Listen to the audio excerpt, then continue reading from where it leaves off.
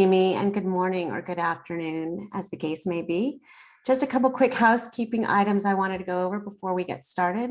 This webinar has been approved for AIA Health Safety Welfare Credit. There is information on how to get credit in your registration email and in a post-event email that will also be sent out. Also, we are going to ask that you please use the Q&A feature for asking the panelists questions rather than the chat feature. Feel free to use the chat though for personal communication or to introduce yourselves.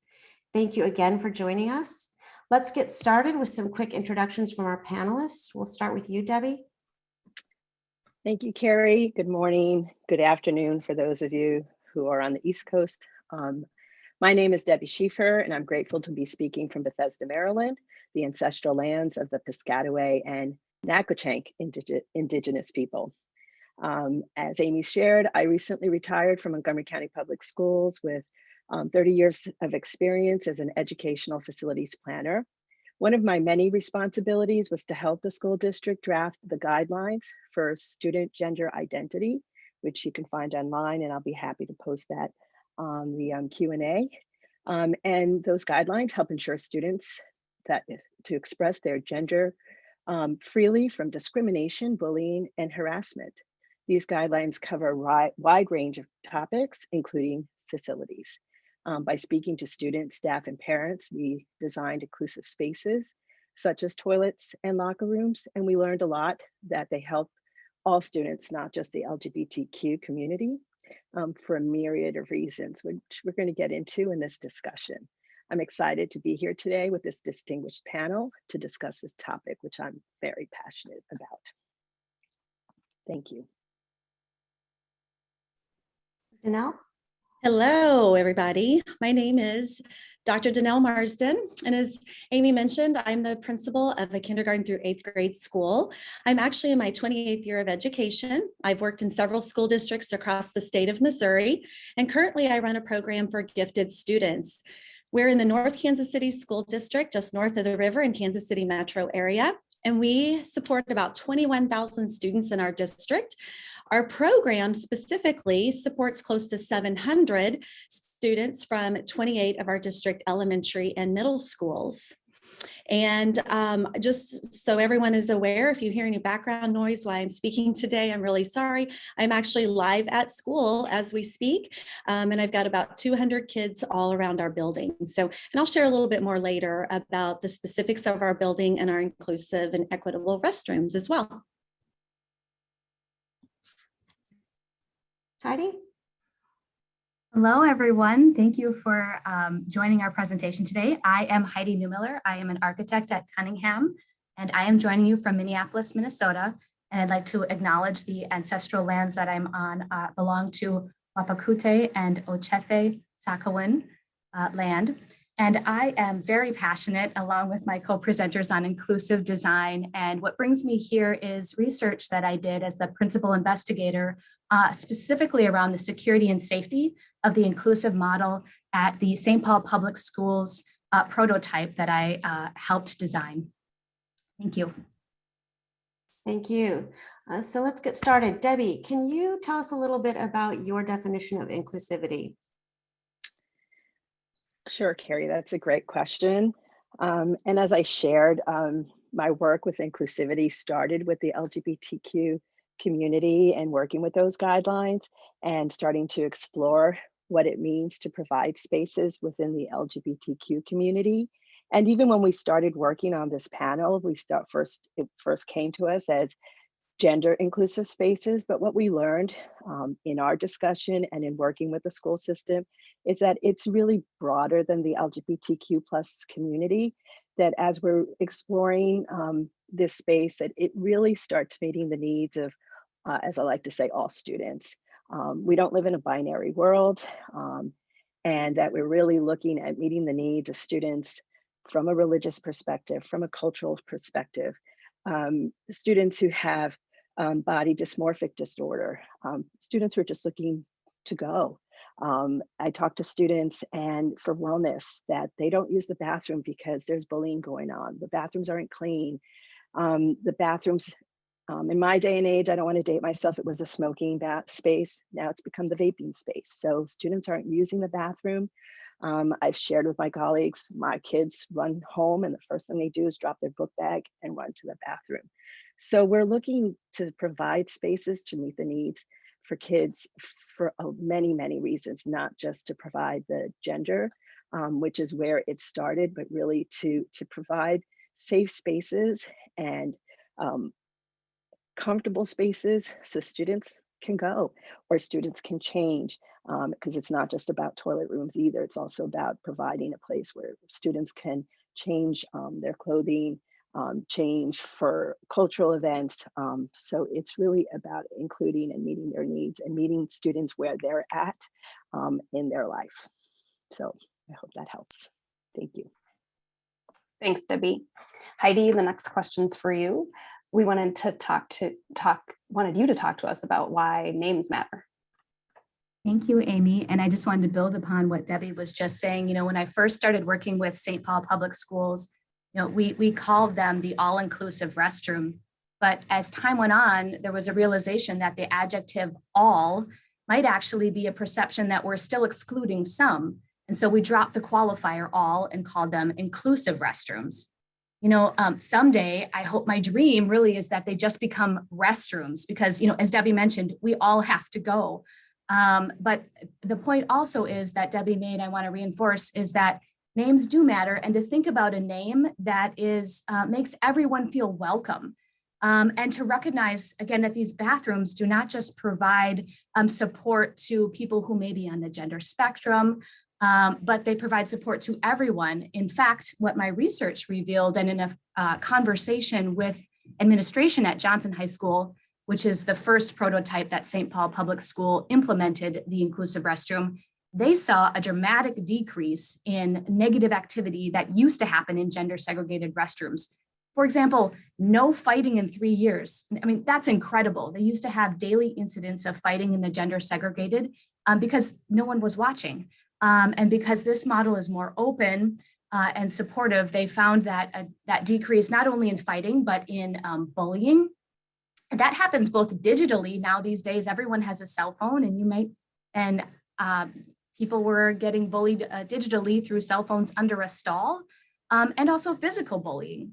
But they also, when I spoke to students in 2020, which was, for context, about 4 years after the inclusive restrooms were in place at Johnson, the students realized that there were simply more bathrooms available to everyone. So there was an equity piece at play here that made everyone feel comfortable. Thanks, Heidi. Danelle, as the principal of a school that has had inclusive facilities for 6 years, could you tell us a little bit about the history and maybe any safety concerns you've encountered in that time? Sure, absolutely. So I actually joined this particular program in 2017, and our building was built in 2016. It was actually created as an innovative, flexible learning environment that includes inclusivity and equitable restrooms on all 3 floors. When I started here, I was a part of the process with our phase 2 of our build, which was our 3rd floor. And so I got to have an opportunity to hear a little bit about the thinking and the design and why we did what we did. And truly, there were several reasons of creating inclusive restrooms. And at the time, by the way, we were calling them gender neutral. And as I have been participating with these incredible experts on this panel today, I've learned much more about actually using the terminology inclusive and equitable. And I've actually started sharing that with district folks around our area as well. But for a variety of reasons did we do this. One, inclusivity for number one. We have gifted students that we work with. We have quite a few students who have emotional situations happening. We have kiddos that are transitioning. We have students that just flat out want to come and be in a safe learning environment and be themselves, and not having to worry about holding it, going to the restroom. Where do I go? Is somebody going to bully me? Is somebody going to bother me? All that is off the table with these particular types of restrooms. It's an ease of supervision. We have easy accessibility for all of our staff, our students and our staff actually can pop in and they use them too. And truly, it's a time saver for our teachers and our students. And there is a picture that's popped up. Is if you can can view that, I'll just kind of quickly describe it. Over on that left-hand side, you can see that they are actually little rooms. So they're walled, and I'm sorry, I don't have architect terms. I work in a school, so I don't have all the terms some of you might use. You're doing But you great. you can see that it's ceiling to floor. It's a total stall from top to bottom. You walk in, it's a little room, and you lock the door. You can see the red and green lights. That's actually just an added little touch that actually one of our district board members thought would be really cool. So that when you go into the restroom, it locks, it turns red, so you know it's busy and nobody's going to bother you, try to walk in or whatnot. You can see it looks kind of trough-like in those sinks that come out in the front, but honestly, it's not. Those are actually individual sinks, individual soap dispensers, and then the paper towel holders are on the side. But what I really want to point out is the glass. The glass windows ease the supervision, and you can tell from either side, on the left or the right, we have our teachers that can just send kids right into the restroom. We don't really have to do a line up and go type of thing, like you have to do possibly in a regular gender neutral restroom where we have to everybody line up, everybody takes their turn going in and out. We actually can have 6 kids go at one time, and it doesn't matter which, it's just whatever stall's open, you go in, you can wash your hands, and then there's that ease of the flow. So as far as safety is concerned, kind of back to that part of the question, this actually has really helped with safety and security because we can supervise the students at all times. That is one of our restrooms on one of our floors. On the lower level floor, it might be turned just a little bit, but we still have an ease of seeing all the students through that glass. And then upstairs, they look the exact same on the 3rd floor as well. Thanks, Danelle. As someone who's had this in their building for 6+ years, that seems like it was on the front end of where we were seeing this in schools. It seems that building codes in many instances have not caught up to the realities in schools. Heidi and Debbie, can you tell us about any barriers you faced from local authorities having jurisdiction and/or any insights you might have from a code perspective? Debbie, would you like to go first? So I can't speak as much to code. I can talk more from a policy perspective and financial perspective, because we have not at Montgomery County Schools implemented the group inclusive toilets. We've been much slower and have been implementing the individual single-use toilets, but even that has been challenging sometimes from a code perspective because they're looking at them individually and still want to. The world is still binary. I think that even especially the code folks still look at the world from a binary perspective. So I think Heidi can attest to that. Even when we have our single-use inclusive toilets, which I will show a plan of how we've been addressing it at MCPS, and I'm still going to continue to use we because it's only been a couple of months for me. My internet is, can everyone hear me? Because my internet is failing. And so, okay, great.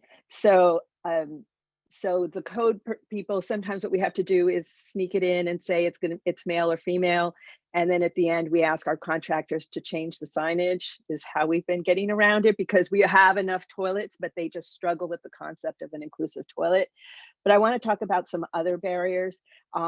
Sometimes school districts just have some financial barriers in the idea of providing additional square footage for these spaces because you have the gendered toilet, so then additional square footage for more toilet rooms, or the idea of providing an additional locker room as additional square footage. So in a large school district like mine that has a lot of work, as an educational facilities planner, every square foot that I provide in an educational specification is scrutinized.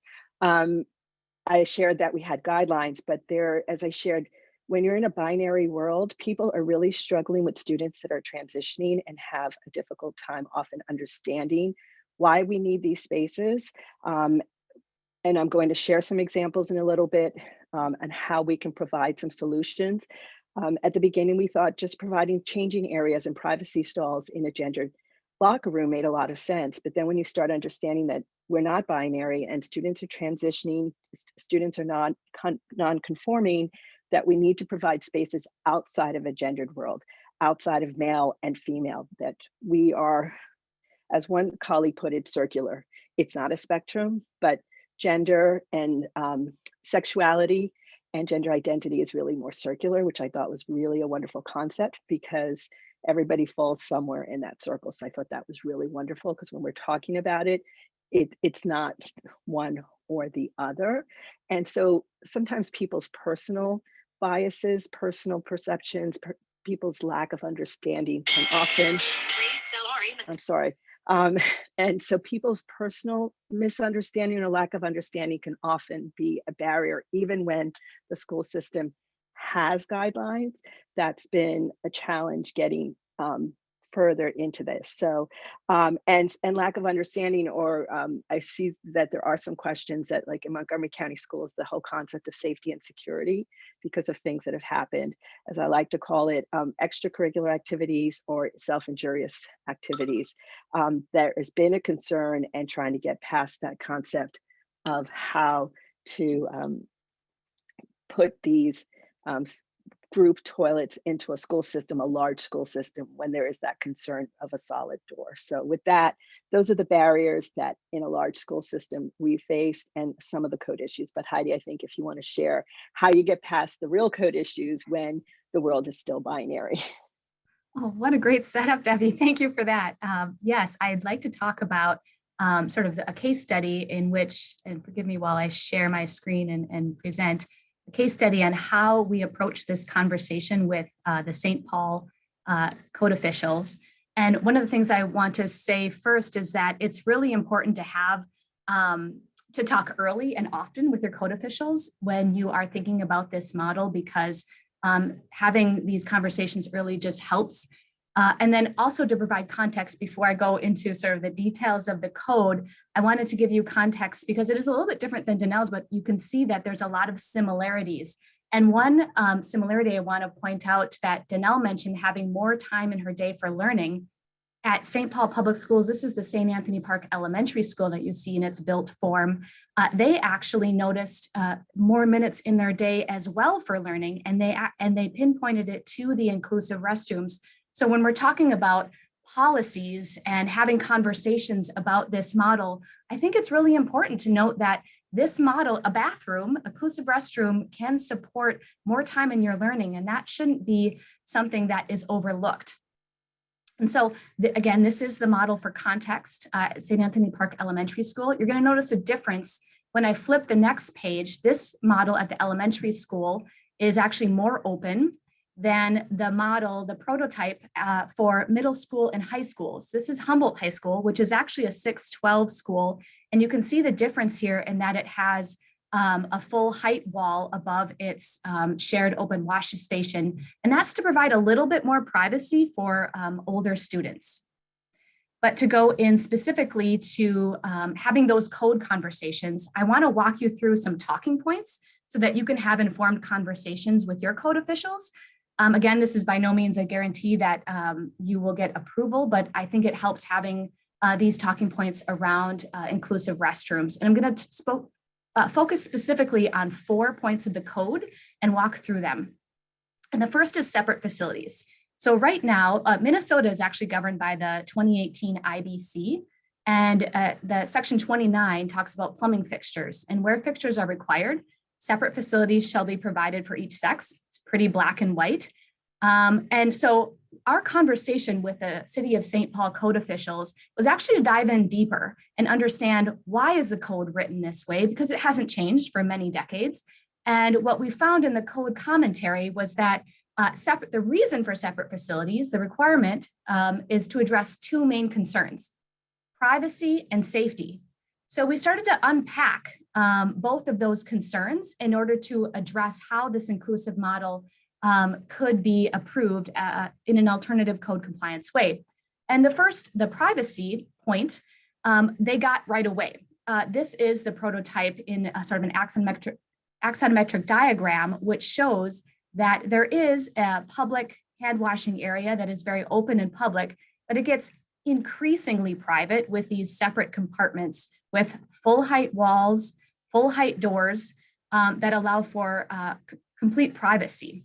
So from that perspective, they really understood that this model satisfied one of the two reasons why the code is written in the way that it is, to separate genders as it is perceived sense of increased safety. So to address the safety concerns, we talked a lot about how this model could increase a sense of safety. And one of the reasons why the St. Paul Public School prototype is actually on 2 visible hallways is to address this very point. So for example, at Humboldt High School, this is what the floor plan looked like before, and you can see learning spaces around. It's very typical around daylight, but the restrooms were sort of buried in the middle. And it makes sense because we typically put restrooms on, non-daylit spaces.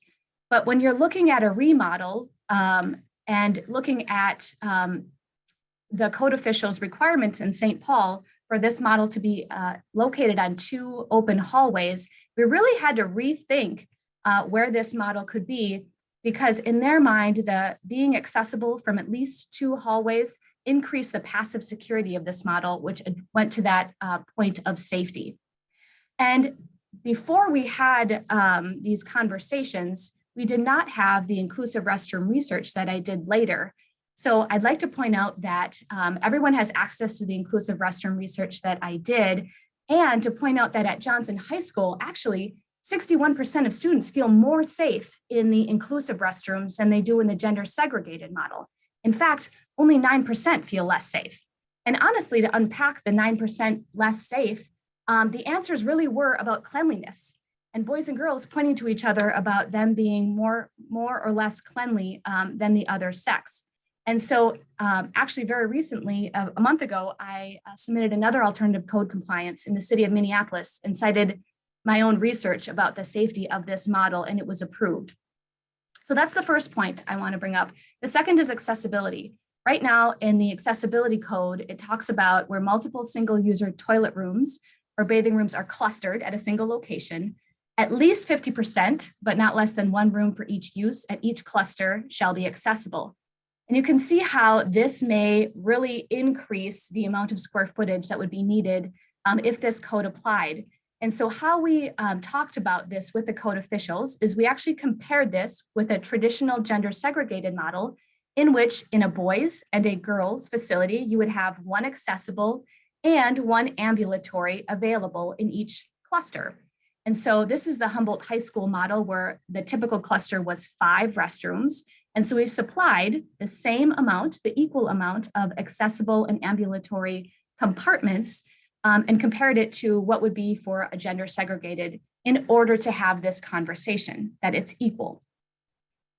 Third, accessible routes. Because this model has full height doors, this code applies because swinging doors shall have maneuvering clearances. And we approached this with the same methodology that we did for the last point, and that is in a traditional gender segregated restroom model, these codes only apply to the accessible stalls. So we applied the same rule, if you will, and provided the clearances only at those accessible stalls in order to review this point and get it approved through alternative compliance. And lastly, required public facilities shall be designated by a legible sign for each sex, and they should be readily visible or located near the entrance. And the way that we approached this conversation with the city of St. Paul was to provide actually 2 signage, and this was the exact signage we used, 1 at the open hand washing and 1 at each additional accessible stall. So we're actually providing more signage than what would be in a traditional gender segregated model in order to achieve alternative compliance. Thanks, Heidi. I'm going to turn to Danelle. So I know we're getting a lot of questions that I think you'd be able to address this from your own experience. Could you tell us about any pain points or positives as a result of the facilities that have been implemented in your school? Absolutely. And I've actually was answering a few of the questions in the Q&A part as well, because it really, the pains have been minimal. They truly have. If anything, there's been so many positives. Actually, I'm going to kind of start with this to share that our district is in the process of actually tearing down, for lack of a better word, some of our older buildings and building brand new ones in the same lots in the same space. And since 2018, we've actually had 4 brand new builds in our district. And all 4 of those buildings, all 4 of those schools have inclusive restrooms, modeling similar to what we put in 2016 and 2017 as well.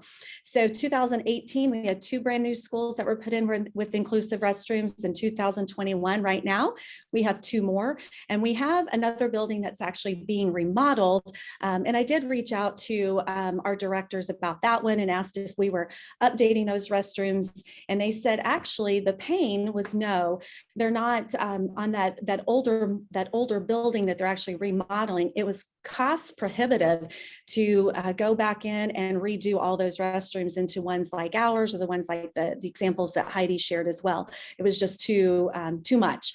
So that would be one pain, that school is coming up brand new, but not going to match some of the other brand new buildings as well. With some of the questions that were popping up that I noticed as well, and I'll just kind of throw out some answers to those as I'm sharing this.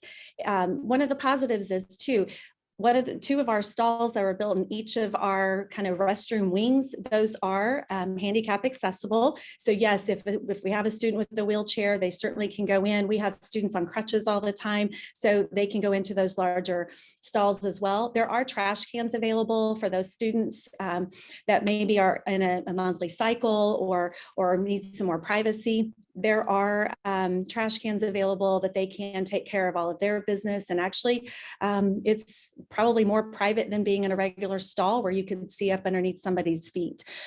We do have 2 restrooms that are specific for just a closed in one toilet and one sink that is available. So we do have that. We have one on one of our floors and then also in our nurse's office. So if we do have a student that has some special needs, certainly they can use those restrooms and then we can monitor that as well. Somebody asked about the way that the one particular model in the picture that I showed, how it's kind of separated to the right and to the left. And that is, and yes, that can cause, like somebody had mentioned about binary and maybe a concern there. What I would add to that is that we do have some of our younger students that read that little sign. And if I were to change anything around, we would take the female and male icon off and just write restroom or bathroom on the sign and not have that as split, because I have noticed that we have some of our younger students that see the little female sign and they go off to the left and see the little male sign and they go off to the right. And that's only in 2 of our restrooms. Our other 2 out of our 4 are actually turned just such so that our stalls are lined up. They're not 3 and 3 like the picture was split. They're actually lined up against one wall. And so boys and girls or transgender students, it doesn't matter what any student that wants to go in and use the restroom can go in any of the stalls. There have been 2 pains out of the 5 schools that actually have our inclusive restrooms. And those 2 pains are, yes, we have had 2 different instances where 2 students have gone into one stall. One was in an elementary setting, and that was not at my building, it was at another, and that was a quick fix. The teacher was right there supervising, knew that had happened and got both those students out.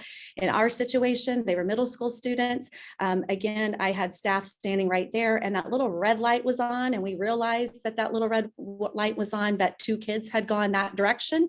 And when the teacher caught it, those two students had gone in intentionally, and they were pulled out and disciplined immediately. And that is in a 6-year period. We have had 2 known instances of that. The other pain that I might throw out is just the cleanliness. Typically, in a regular school day, your custodians are going to go in probably in the evening, late afternoon, maybe do a quick walkthrough in the morning, but usually late afternoon or evening is when the restrooms get cleaned. And we've had a few complaints from students that have asked for the restrooms to be cleaned a little bit more readily, and especially if they're going in and out of those stalls. Different genders, we all know, typically a male might leave a toilet up and that might bother a female. And so those conversations have been brought up to the principals of the other schools. And so how we fix that is we've asked our custodial staff to do a little bit more of a walkthrough and just make sure that paper's picked up and things look clean and feel fresh for the kids. And that's a quick fix. Somebody else asked, is there just too much privacy? What if we have students that are having self-harm issues? And certainly that is a problem as well. So it's very, very important that our teachers know who those students are and what situations they might be, so that we can continue to supervise them appropriately. We actually have several students that we watch and that we know exactly when they're heading into the restroom, when they're coming back, when that little red light is on a little too long, we can go and knock on the door and check on them. Somebody else asked about, how do you get in if a kiddo locks themselves in? And so ours are equipped with a hinge, and we have a lock and key that's actually built into the hinge. And so you can actually take the little key, if you will, it's like a little hex key, and unlock the hinge and easily pop that door open. It actually just opens from the opposite end. One other thing I would throw out, and then I'll stop talking, is one of my colleagues mentioned that you really want to have a sturdy lock. And the reason that we say that is because if it's a cheap lock, one that you just push the little button that can easily be unscrewed or taken off, not only could a kiddo lock themselves in, but also if it's broken or falling apart, somebody could easily walk in on somebody else if you don't have a really solid lock. And again, you would want that hinge to be able to unlock it in the event that a kiddo did go in and lock themselves in. But we've had a lot of positive situations. We did have some pains at the very beginning of 2018 with our 2 brand new schools that were putting in our inclusive restrooms. We actually had some media coverage, parents asking questions. And since then, after, it's kind of the fear of the unknown causes chaos. And so there was some chaos at the beginning before the families and the kids realized, hey, this is going to be okay. And once it was okay, it's okay now. And we're really happy with them and continuing to add these restrooms into our schools. Thanks, Danelle. I think it goes a little bit to what we learned earlier in these conversations about taking the word gender out of it and making it about inclusivity and equity, which can, I think, diffuse some of those tough conversations with community members, et cetera. So Danelle, you touched on it a little bit, but we do want to, and a lot of questions are popping up about this. We do want to ask Debbie and Heidi about maintenance items to note. Are there anything you would add to that maintenance question, Heidi or Debbie? Sure, I'll take this one first. So what we've noticed at St. Paul Public Schools is first and foremost that, as Danelle mentioned, the students use the restrooms more often. And so you'll need to clean them more often because they are using them. But I actually think that's a good thing because it goes to sort of the health and wellness of your body, because you need to get your needs met. And so just to be mindful to plan for, large trash bins for the paper towels and that type of thing, and regular cleaning. The second point I will mention, though, is in a gender segregated model, if there was, let's say, a plumbing issue, in a typical model, you would have to shut that entire restroom down to prevent, anyone from walking through.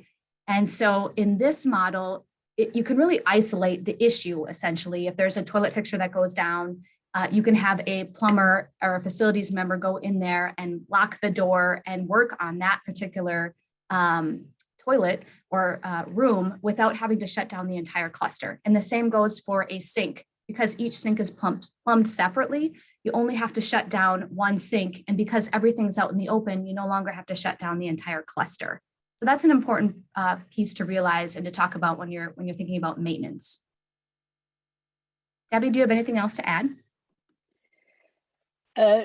Not really, because as I said, from a restroom perspective, we haven't moved to this model at Montgomery County Schools. The only real issue we had was with the single-use ones.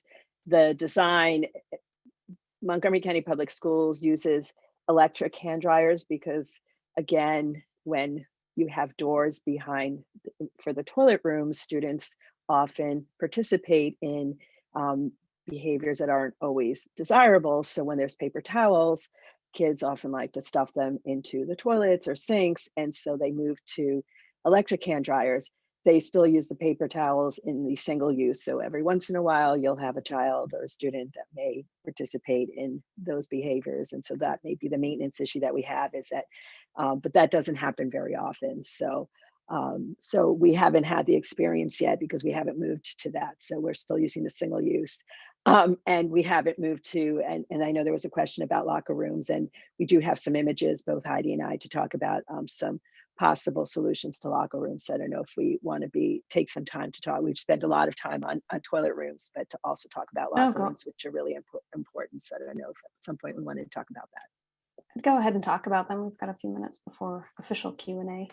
Okay, great. So, and so what we're going to do is I'll start with maybe the less invasive types of ways, and when you don't have all the funds to do it, or in an existing facility, and then I'll turn it over to Heidi when you really want to go full out and either have the funding. So we'll start small and then move big. So I'll share my screen first.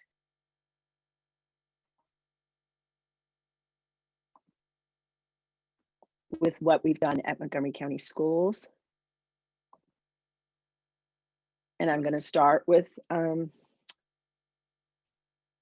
middle schools, and I realize I have the wrong name here. So this is Tilden Middle School, actually, which was designed by Samaha, just opened 2 years ago. So I apologize, I'll fix that slide. And as I said, when we first started talking about and implementing this gender equity guidelines, we said, okay, we need to start thinking about the locker rooms and students needing space. And we thought we were being very innovative and said, okay, we're going to provide some changing spaces because that's what the guidelines said. So what we did is we have the gendered a boys and girls locker room. This is the girls here and the boys here. And we provided 2 changing areas within that space. And as I said, and the design process, as many of you know, takes several years. So this was designed, constructed, and literally once it opened, we realized that this was already outdated as we start talking about students who are transitioning, even students or students who are non-binary, because many students either who are transitioning or non-binary are not going to be comfortable walking into a space that says girls or boys, male or female, and especially having to walk all the way through. Here's the vestibule, walking all the way past all the other students to come here towards the back where the shower room is. So it does address students who have the body image issues, cultural issues, religious issues, who are looking for privacy, which is great, but it really doesn't address some of the other issues of students who don't identify in the binary world. So where we've moved to is looking at inclusive locker rooms. And the challenge here is that we still have a male locker room, a female locker room, and we're really looking at how to provide supervision. Here are the offices.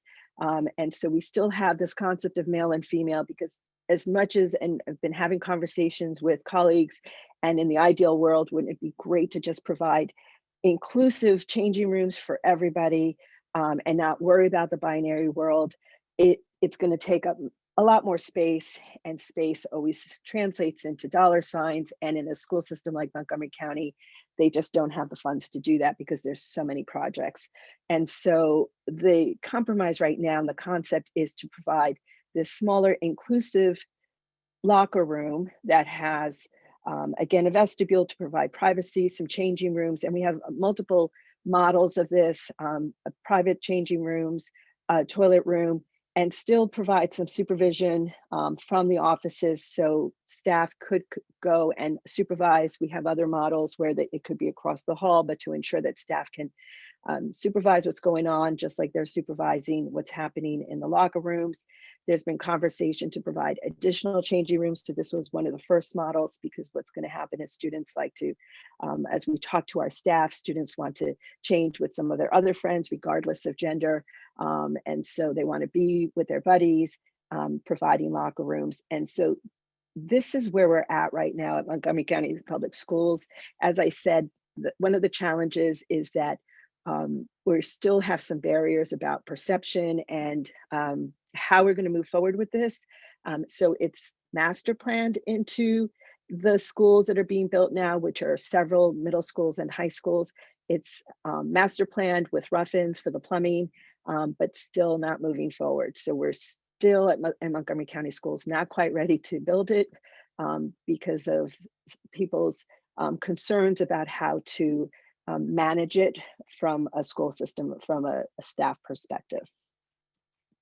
And then lastly, if you're at a point at a school where you want to start providing single-use inclusive toilets, but perhaps don't have the funds, find that the building may not be able to adapt to an inclusive toilet, there are ways to at least provide single-use toilets, which we've been doing in our new buildings, and also just retrofitting existing buildings to ensure that students have private spaces.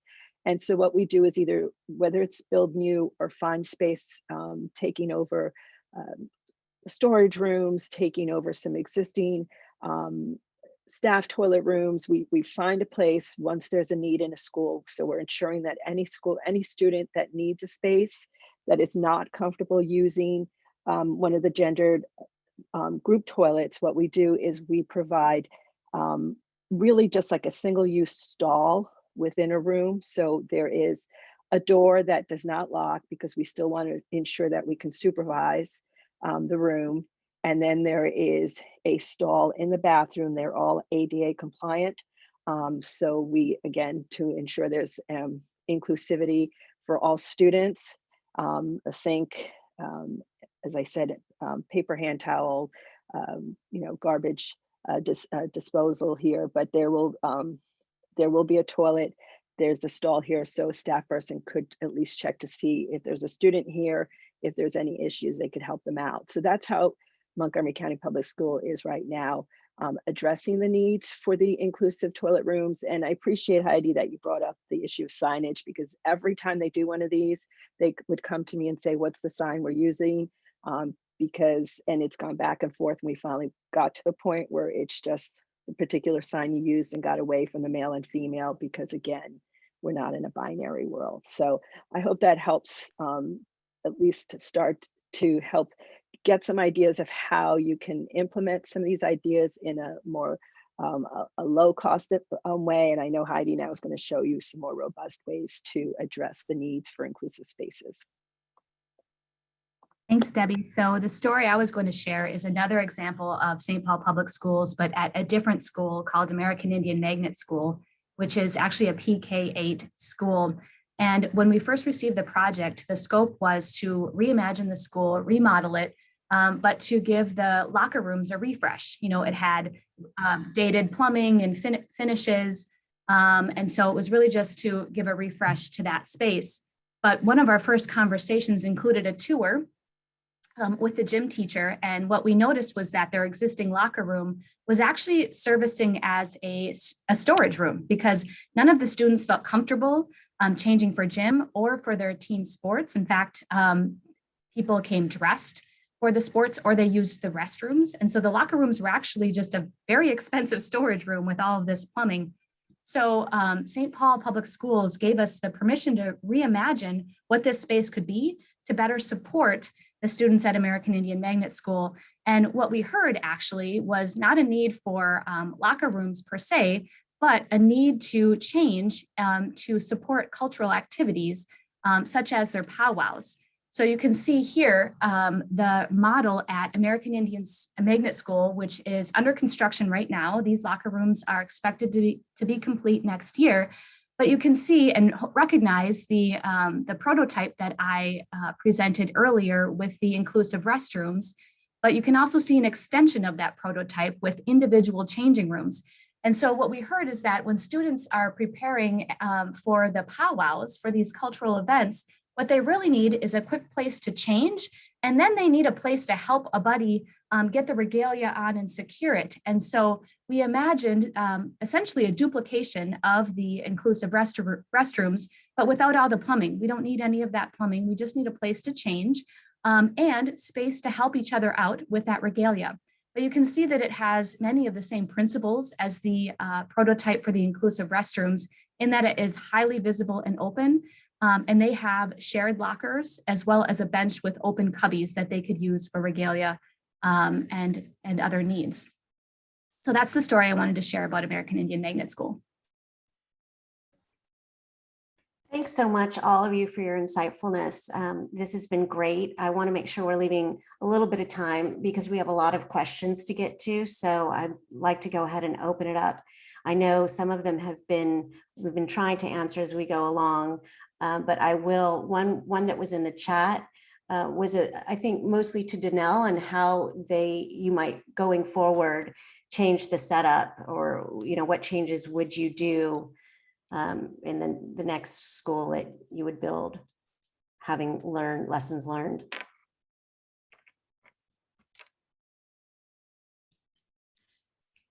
Danelle, you're on mute. Carrie, if you're talking to me, I'm frozen up again. Oh, we see you. Okay, maybe we can put it in the chat.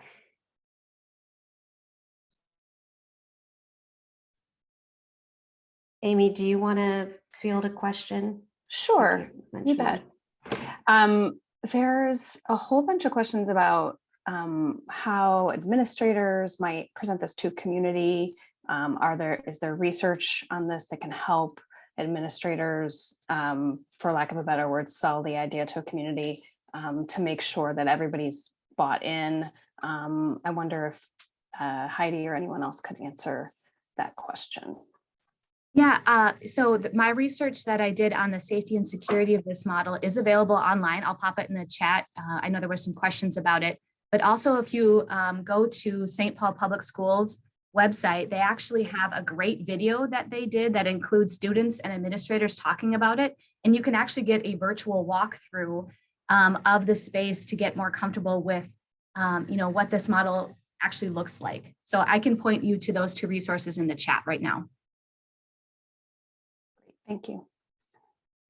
I would just add that if you try to present it, that it helps address the needs of all students and not just one particular need of students, it will help to try to move this forward. I think when I had conversations with the parents, that it started with the LGBTQ community, they realized that if it started with that, and then people got hung up with that. And then that's where people get then stuck with people throwing out data that doesn't even exist. It's only for 1% of the population. Where do they get that information? Why are we doing this for? And then a terminology that I hate for those kids. And those kids can mean many, many things for different people, but this is going to help all students, not just the outing of a certain group of kids. So if you start from that perspective, that, as we said, this is about wellness, this is about inclusion, this is about helping everybody, then I think you can start from a much better place. So let's not start about exclusion, but inclusion, and maybe you can move forward in a better place. That's a recommendation. Amy, I saw some questions in the chat about mirrors, excuse me. Yeah. So I did want to bring that up. So in the St. Paul Public Schools model, they were actually intentionally not put or placed above the hand washing area because they didn't want people to spend time, at the sinks primping and then having the sink not available. So what they did was they created a false column and put mirrors on that both sides of the column in order to put not have a line at the hand washing area, but you would still have a mirror available to anybody who has that need. Yeah, the other accessory question, I guess, is about the hand dryers and sound, and also similarly related, are you seeing any urinals being put in any of the single stalls to address some of the maintenance issues? Good question. So I'll handle the hand dryer question first. Because the restrooms are very open and oftentimes across from, let's say, a learning studio or a space where you're trying to focus, they were intentionally not put in, the hand dryers weren't put in, the paper towel dispensers were, in order to reduce any sound transmission that could occur. But one lesson learned, and I alluded to it earlier, but because students are actually using the restrooms more, to think about trash cans that are large, so that way you can accommodate the amount of paper towels that are being used. There was a second question. Or can you remind me what the second question was? Yeah, the second one was just about, have you ever seen these with urinals in the stall with the toilet? Yeah, okay, thank you. So there were conversations at Johnson High School in the prototype design about whether to include urinals or not. And there was actually a design drawn by the architect who designed Johnson High School. I should mention my colleagues at ATS&R who designed it, in which they placed urinals in the design. But when it was talked about openly with all the facilities people, it was recognized that that still places a segregation, because it says that this area is not, for me or for women. And so, it was drawn, it was shown, and then it was talked about. But in the end, it realized it created a space for others and not inclusive for everybody. So none of the St. Paul Public School prototypes have urinals in them for that reason. I don't know if Danelle is back on. Danelle, are you able to answer some of the earlier questions about that Carrie asked? I put it in a chat to her. So it's really, there you really go.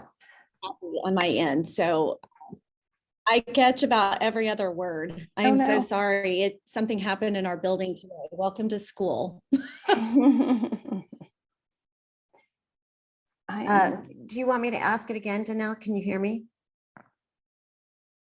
I can hear you. Why don't you try? And if I freeze and you have a few seconds that goes by, that means I didn't hear you. The question to you is, now that you have been modeling this setup for a few years, what would you change about the current setup? What would you change about your current setup?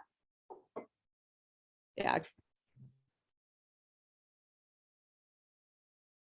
Okay, Carrie, you're gonna be so upset with me, but yeah, I got the last 2 seconds of that. So I'm sorry, if you want to type it in the chat, or somebody can, and then I'll try to respond. Yeah, I put it in a chat to you, but the question was, what would you change about your current setup? I don't think we're gonna get her. Yep.